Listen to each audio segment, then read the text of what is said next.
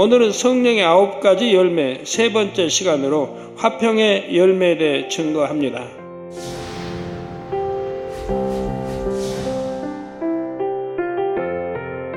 로마서 12장 18절에 할 수 있거든 너희로서는 모든 사람으로 더불어 평화하라 했습니다.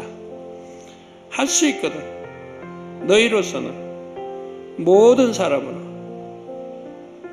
저 사람은 내 마음에 안 맞으니까, 내 생각이 안 맞으니까, 저 사람은 나하고 감정이 있으니까 그런 게 아니고 모든 사람으로 더불어 평화하라 말씀합니다.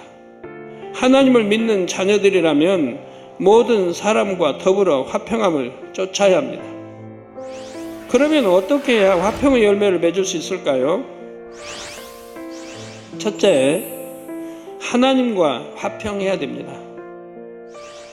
하나님과 화평하기 위해 가장 중요한 것은 죄의 담이 없어야 한다는 것입니다. 사람 사이 화평하기 위해 하나님과 화평을 깨트려서는 안 되지요. 예를 들어 믿음이 없는 가족과 화평하기 위해서 우상 앞에 절하거나 주의를 안 지킨다면 어찌 될까요? 육의 눈으로 보면 이렇게 해서 잠시 화평을 이룬 것 같지만 영적으로는 하나님 앞에 죄의 담을 만들어 화평을 크게 깨트린 것입니다. 결국 연단과 시험 환난을 자초한 것이고 가족과도 참된 화평을 이룰 수 없지요. 화평의 열매를 맺으려면 둘째, 자기 자신과의 화평을 이루어야 합니다. 자기 자신과의 화평을 이루기 위해서도 악은 모양이라도 버리고 성결되어야 합니다. 마음 안에 악이 남아있으면 상황과 조건에 따라 그 악이 요동하죠. 그러니까 화평이 깨질 수밖에 없어요.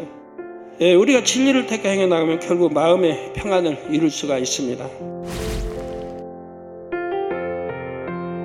그런데 어떤 사람은 하나님과 화평하려고 열심히 진리를 쫓아 행한다고 하는데도 자기 마음에는 평안이 없는 경우가 있습니다.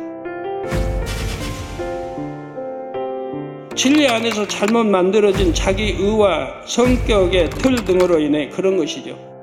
예를 들어 율법적인 틀에 너무 매여 있어서 마음에 평안이 없는 사람이 있습니다.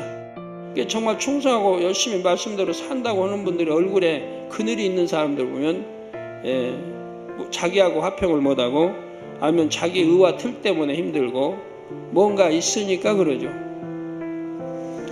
이런 경우는 행위 자체에 집착하기보다는 하나님을 사랑하는 마음을 이루기 위해 더 노력해 가야 합니다. 또 다른 예를 들면 부정적인 사고의 틀로 인해 자기와의 화평을 이루지 못하는 경우도 있습니다. 열심히 진리대로 행하려고 노력은 하지만 만족할 만한 결과가 나오지 않으면 심히 자책하고 고통받는 것이지요. 하나님 앞에도 민망할 뿐 아니라 나는 왜 이 모양일까 하고 낙담해서 힘을 잃어버립니다. 이런 분들은 영적인 어린아이가 되어야 합니다. 셋째로 모든 사람과 화평해야 합니다. 모든 사람과 화평하려면 무엇보다 자기를 희생할 수 있어야 합니다. 다음으로 모든 사람과 화평하려면 자기 의와 틀을 주장하지 말아야 합니다. 이렇게 서로 간에 자기 입장만 주장해서는 화평을 이룰 수가 없습니다. 내 입장, 내 기준에 맞추지 말고 상대의 입장에서 생각하며 섬길 때라야 화평이 이루어지는 것입니다. 그런데 이렇게 화평을 이루는 과정에서 여러분이 몇 가지 깨달아 볼 것이 있습니다. 먼저 내 편에서는 감정도 없고 화평한데 상대가 나와 화평을 깬다 할 때 정말 상대의 탓인가 하는 것입니다. 고의는 아니었다 해도 자기 편에서 화평을 깨는 원인 제공을 해놓고도 깨닫지 못하는 경우가 있습니다. 부지중에 상대를 배려하지 못하고 지혜롭게 못한 말이나 행동으로 상대의 감정을 상하게 만든 것입니다. 또 윗사람 입장에서는 나는 화평을 이루었다고 생각하지만 아랫사람은 힘들어하는 경우도 있습니다. 화평을 이루어감에 있어 여러분이 또 한 가지 깨달아 봐야 할 점은 참된 화평은 마음으로 이루어야 한다는 것입니다.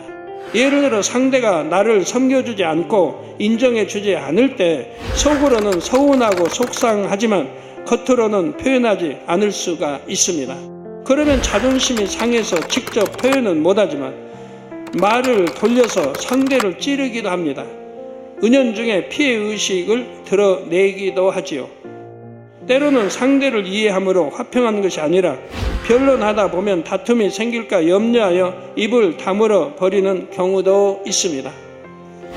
저 사람은 악하고 자기 주장만 강하여 대화가 통하는 사람이 아니다 하면서 상대를 무시하는 마음으로 물러서 버리는 것이죠. 물론 드러내놓고 화평을 깨는 것보다는 이렇게라도 화평을 깨지 않는 것이 더 낫습니다. 그러나 참된 화평을 이루려면 진정으로 상대를 섬기는 마음이어야 합니다.